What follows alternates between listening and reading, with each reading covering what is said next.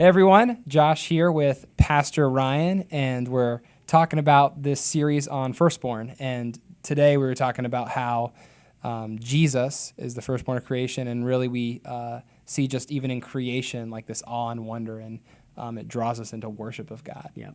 And really what I was just thinking too is like, there's a lot of brokenness in the world as well. There is. And so we kind of have to wrestle with that, right? We have to wrestle with how we see all this good and how it draws us into worship, but there's also these broken things. And really, how do we process that as believers, especially when we want to see God and we want to be drawn into worship?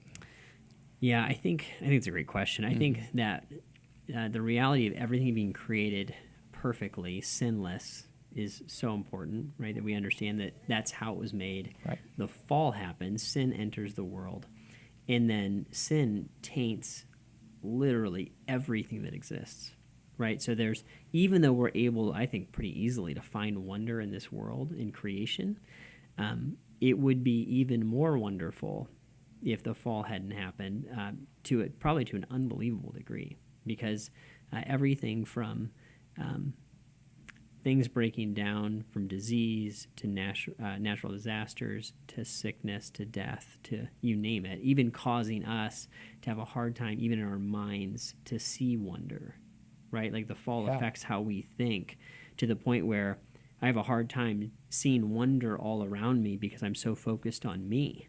I'm like saying that personally, right? It's hard. I have to remind myself, oh yeah, there's like wonderful things all around me. But because sin has entered the world and it's affected creation, it now takes a unique effort, an intentionality to see the glory of what God's created. And we see, I think more than glimpses, we see an enormous amount of glory through what God's made. That's what Paul told us in Romans. But it's not what it would have been, and it's not what it will be. Right. That's tremendous, because when you look at Jesus, and you see that he's not done yet. He's not done. He's coming back, and he will restore. All of a sudden, you actually maybe even can see him through the brokenness, because you realize he will fix it, and he will restore it, and he will redeem it. Yeah, and Scripture says that he will make all things new. Yeah. So the kind of newness that we would hope to see in this world, all right, all the wrongs that need righted will be all fixed, right? There's going to be a new heaven and new earth, and it's going to be amazing.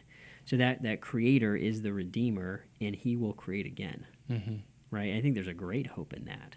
I think it's really important even just now during Christmas, because there's all this longing, and there's all this things get heightened around Christmas. And so it's important for us to, I think, fix toward the right thing. And and all the wonderful things God has given us, that we can be drawn to him and worship him as the creator, as the giver of all. And even in what's broken, and say that it's not going to be like this forever. Right, because we feel it. We feel the brokenness of this world, the loneliness, the relational breakdowns, the loss, the grief. We feel the effects of sin and the fall. But boy, if we can cling to the wonder, cling to the hope that's coming, and kind of the reality and the power of the one who created it in the first place, I think it's a great place to land this Christmas. Awesome. Well, thanks for listening in to the Weekend Extra, and we hope to catch you guys next time.